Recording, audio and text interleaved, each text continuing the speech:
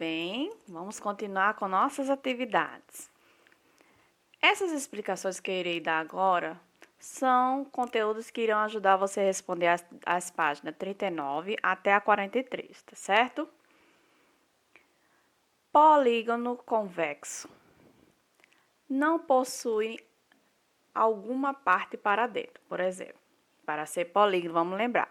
Para ser polígono tem que ter linhas fechadas e devem ser linhas retas. Ó, aqui tem linhas retas e estão fechadas. Observe que não tem nenhum pedacinho para dentro. Quando eu mostrar o outro, vocês vão compreender melhor. Pronto. Polígono côncavo. Possui alguma parte para dentro.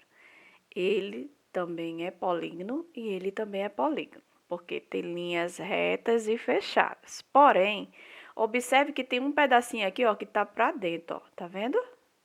Tem um pedacinho para dentro da figura. Aqui não tem nenhum pedacinho para dentro. Para dentro, quando eu digo assim, ó, uma parte para dentro assim, não tem. Todas aqui, ó, tem os lados fechadinho, porém não tem nenhum pedacinho para dentro. Quando ele não tem nenhuma parte para dentro, ele é chamado de polígono convexo.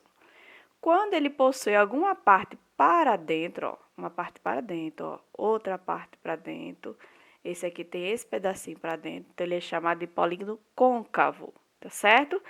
Lá no livro vai ter uma atividade, aliás, são duas atividades, que vai pedir para você encontrar as figuras convexas e as figuras côncavas, tá? Então, vocês analisem bem direitinho para poder marcar lá. Temos aqui um triângulo. Por que ele é chamado de triângulo? Lembram? Porque ele possui 3 lados. Agora, vamos analisar cada partezinha desse polígono. Essa partezinha aqui, essa pontinha aqui, ela vai ser chamada de vértice. Vértice é cada ponta. Então, esse triângulo possui quantos vértices? Vamos contar. Aqui nós temos uma ponta, 2 pontas, 3 pontas. Então, na atividade você perguntar quantos vértices possui essa figura? Esse triângulo ele possui 3 vértices, porque eu tenho uma ponta aqui, 2, 3, tá certo? Vamos ver outra parte do polígono, o lado, tá? Lado é cada linha, então, uma linha, 2 linhas, 3 linhas. Então, o triângulo possui 3 lados. Por que eu sei? Porque possui 3 linhas, tá? Então, lado é cada linha. A outra parte que ele fala é sobre, deixa eu marcar aqui, sobre o ângulo. O ângulo é cada abertura, ó. Tá vendo essa linha aqui e essa linha aqui? Eu vou ter uma abertura aqui, ó, abertura aqui. Então, essa abertura, essa parte aberta, ó, essa abertura vai ser chamada de ângulo. Então, esse triângulo tem quantos ângulos? Então, aqui eu tenho um ângulo, aqui eu vou ter outro ângulo e aqui eu vou ter outro ângulo. Porque aqui eu tenho, daqui para cá eu tenho uma abertura. Então, aqui é um ângulo, tá? Então, tem um ângulo, 2 ângulos, 3 ângulos. Então, o triângulo possui 3 ângulos. Vamos ver outra figura. Temos essa figura aqui. E a gente quer encontrar quantos vértices possui essa figura. Vértice, você sabe que é cada ponta. Então, temos 1, 2, 3, 4. 4 pontos, então, vamos ter 4 vértices, tá vendo? E lados? Temos 4 lados, ó. Cada linha, então, 1, 2, 3, 4. 4 lados. E quantos ângulos? Vamos ver o que agora? A abertura de cada um. 1, 2, 3, 4. Daqui para cá, ó, a abertura dessa linha para essa linha. Então, eu vou ter 1, 2, 3, 4 aberturas. Então, vamos ter 4 ângulos, tá certo? Em uma das atividades, pede para você colocar a quantidade de vértices, quantidade de lados e quantidade de ângulos. Então, você vai contar desse jeito, tá bom? Vamos para a próxima atividade que fala sobre triângulos. Então, vamos ver os tipos de triângulos. Os triângulos são polígonos de 3 lados. Temos esse tipo de triângulo, esse outro e esse outro. Vamos ver o nome de cada um, tá certo?